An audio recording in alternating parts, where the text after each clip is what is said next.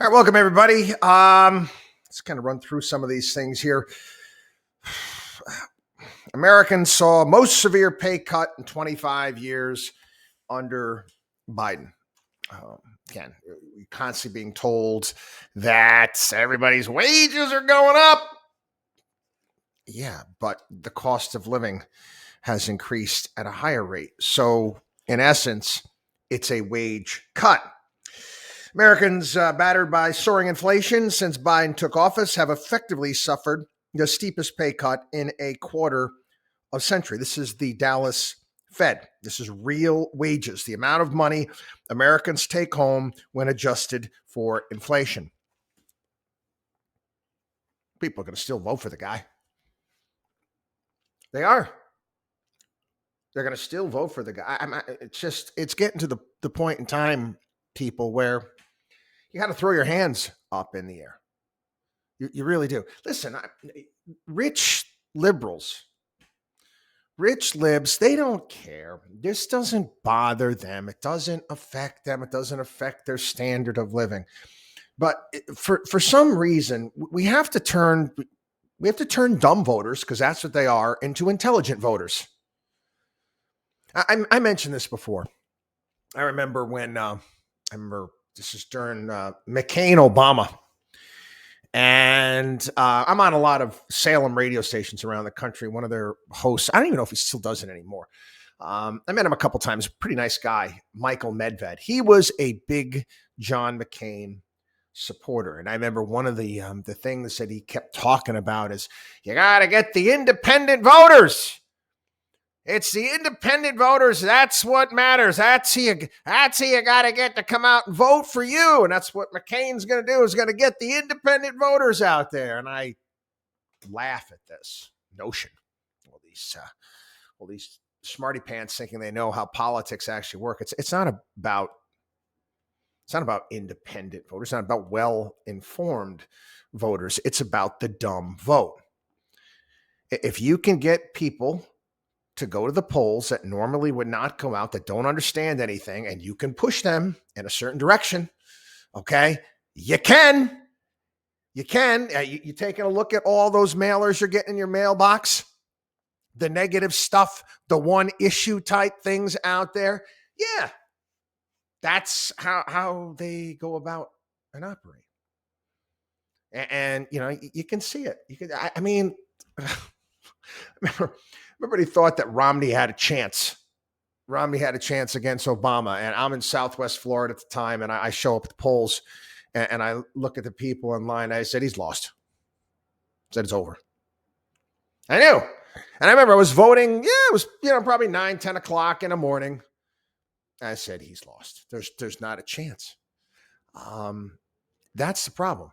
It's why they're always constantly trying to engage with voters. Remember, Raphael Warnock, he's the senator from Georgia.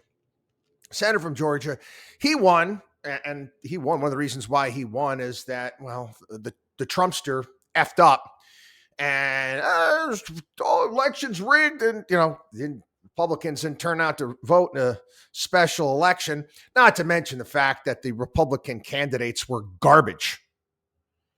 They were. Did you see that Loeffner lady in the debates? She wasn't even coherent, for crying out loud. Anyway, neither here nor there. One of his campaign flyers was what he was telling people. You want $2,000? Vote for Warnock. Yeah, he was talking about stimulus. You want $2,000? I'm going to give you $2,000. I'm going to give you the taxpayers $2,000 if you vote for me. Okay. Stupid is as stupid does. While we're on stupid, Biden is going to release 10 million more barrels from the Strategic Petroleum Reserve. Again, are you solving the problem? No, you're not. And here's a news flash. The only reason why Biden is releasing that oil from the Strategic Reserve is because midterms are coming up. Was it like 32 days, something like that? Midterms are coming up. if it wasn't. I mean, they're more than happy with high gas prices and energy prices. Okay. This is what you thick-headed people out there. I know I got a lot of smart liberals that listen to this program too. And again, they love all this buying stuff because it doesn't cost them anything.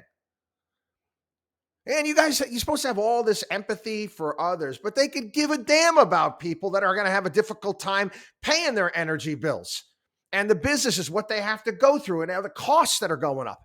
Anyway, neither here nor there. It wouldn't happen. It wouldn't happen if this wasn't an election year, if it wasn't the midterms. This is by design. It always has been by design. Yeah.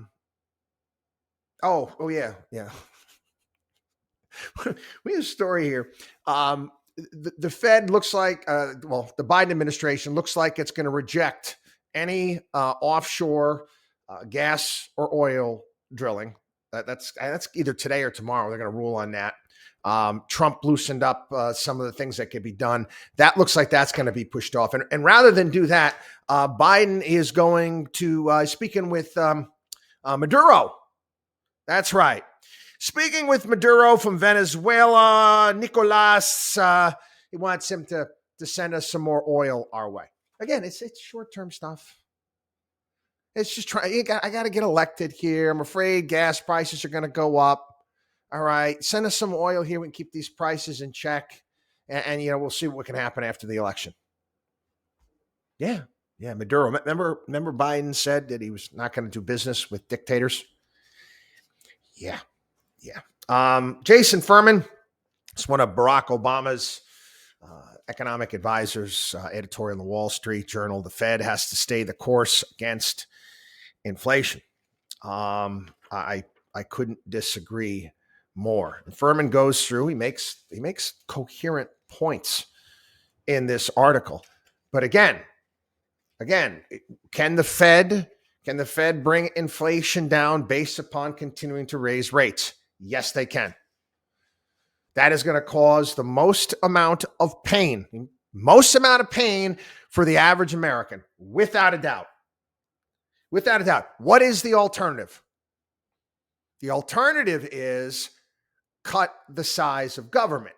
That's going to cause an enormous amount of pain with the elites, the watchdog on Wall Street axis of evil. Who do you think wins in this? Axis of evil wins, of course. You're not gonna find governments. Washington, D.C. going to cut back on spending. Try to live within their means. No. That's not going to happen. So instead, the Fed is going to have to, again, slam on the brakes, hurt small businesses all around the country. For what? Well, again, you can't upset the elites. The left is now, they're actually putting together organizations to try to basically stifle, just on social media, any debate whatsoever when it comes to climate change, even solutions, even ideas. Can't even talk about them. If you stick into Google climate change, you know, it pops up the United Nations and all of the facts that they have compiled on climate change. Are you going to actually listen to the United Nations? Really?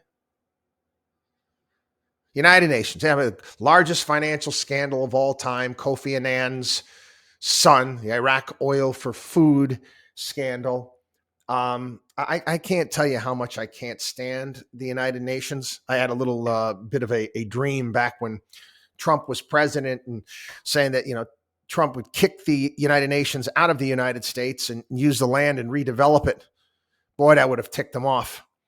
I remember when that was just a long time ago, waiting tables, New York City, and the UN delegations and people would come in and eat at the restaurant. They didn't have to pay taxes. They had a special ID card where you had to take off the taxes on any sort of bill.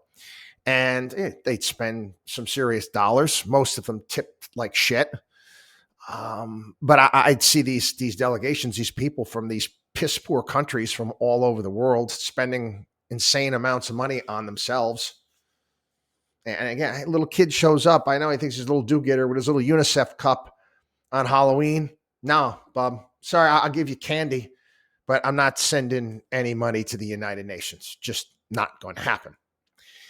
ESG investing, damaging the credibility of asset managers like BlackRock. Okay. Move your money. All these states are filing suits against BlackRock for what they're doing. Move your money. You can go to another asset manager.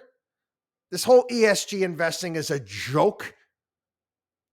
It's a joke, and it's not because it's mathematically a joke. You take a look at the performance of their funds; they're awful. Anyway, the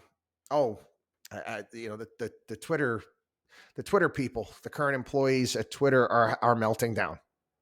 Melting. Yeah, they are completely melting down with the thought of Elon Musk coming on board. They're seeing some of texts from Elon Musk where he was talking about the production per worker and how much Apple makes per worker compared to what Twitter makes per worker. There's no comparison, and kind of put in the text message you put out there some opportunity here with these numbers. And they're saying that there's going to get massive amounts of people are going to walk away from the company. Good. Go find something else. Okay.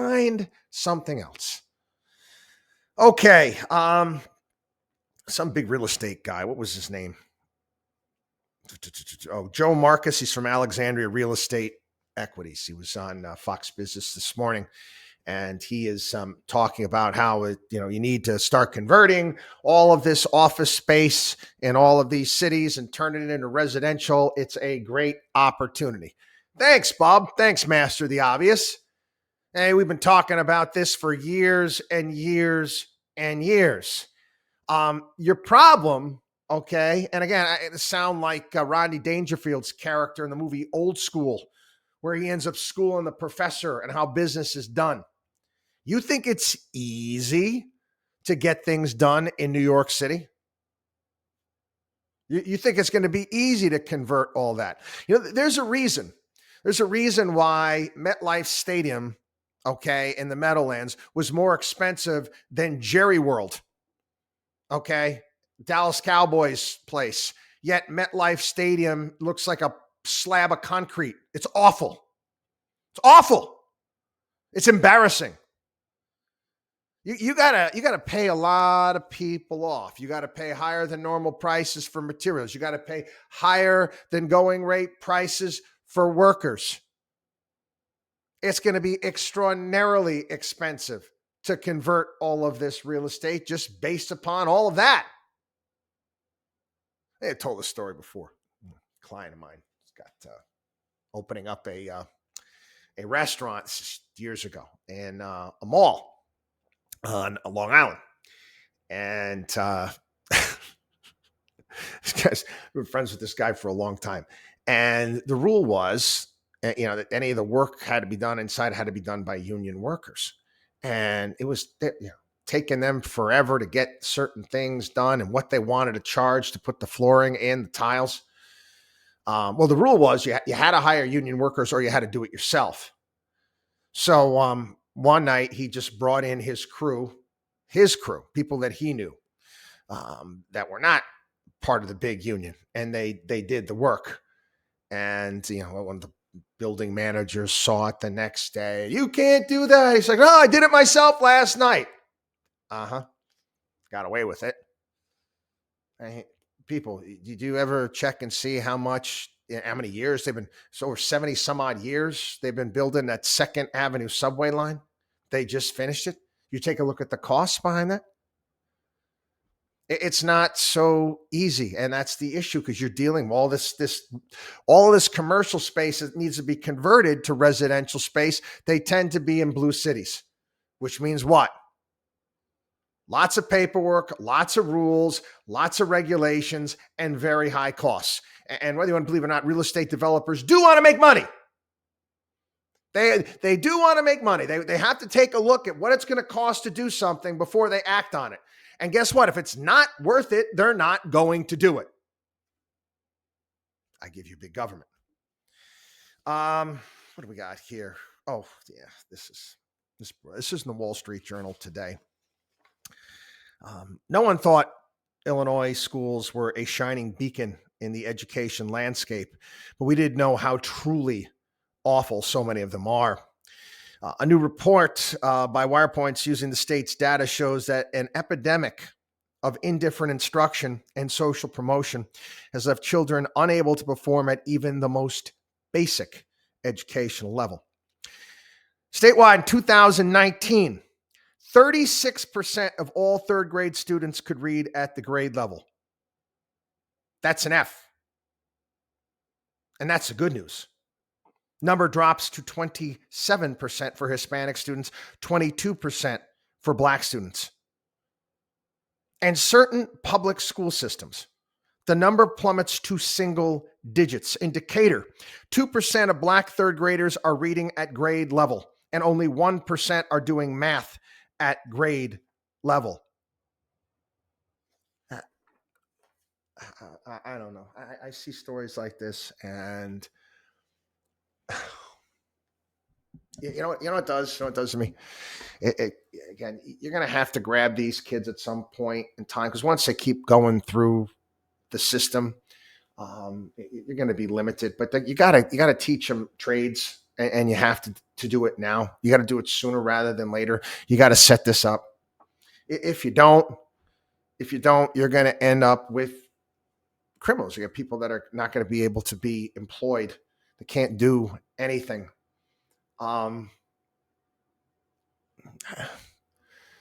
Yeah, I've mentioned this conversation I've had before, a conversation with a really rich lib, and them basically saying, I said, our job as liberals is to take care. These people are not smart, they're not bright. It's our job. They treat human beings like rescue dogs.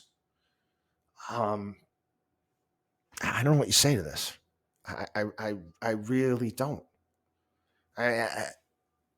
How does this occur? Well, again, it's not like people are held back. It's not like people are held back. They just push them through.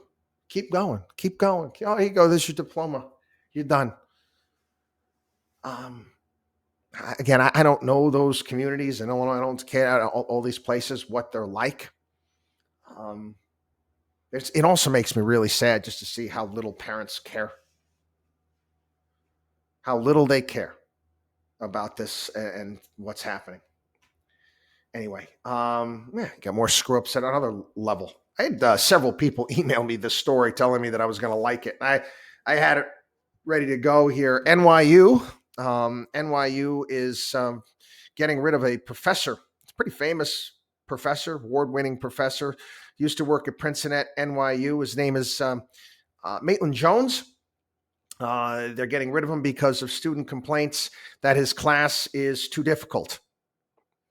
His class is too difficult. Class is too hard, and he's not making the necessary adjustments to appease the kids. So, they're going to get rid of him. He teaches organic chemistry. It's not exactly an easy subject by any stretch of the imagination. It's supposed to be hard. That was my dad's degrees were in microbiology. I asked him what his hardest class was. Organic chem. I mean, so fire him. Let's just make it easy. I'm sorry. It's a weeding out process. I get how we do things here in this country for spots in medical school, and I think organic chem is one of those obstacles that kids have got to overcome. Firing a teacher because one class said that his class was too tough. The old inmates running the asylum bit. 23% of New Yorkers, voters lack proof of identity. I didn't even think about that for a second. Again, I try to get this. What do? You don't have a bank account somewhere? You don't have an ID? I mean, how do you live in today's society without having an identification? 23% of New York voters don't have identification. And you can still vote. Still vote. You can show up, and you can vote. No ID whatsoever. Okay, does that make any sense at all? No.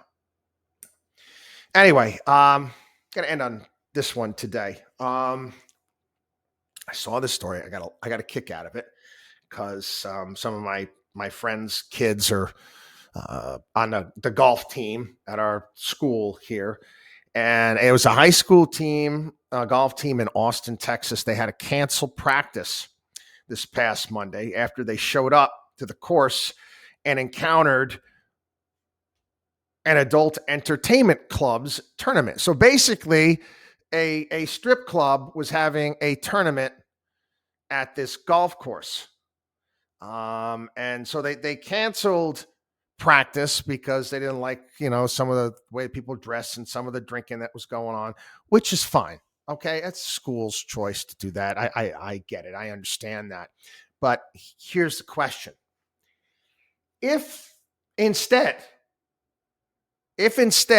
it wasn't a strip club golf tournament, it was a transvestite, transsexual, whatever they're calling themselves nowadays, it was a tournament for them, do you think that they would cancel practice? No. Nope. School would be afraid to do that. That's just the world we're living in.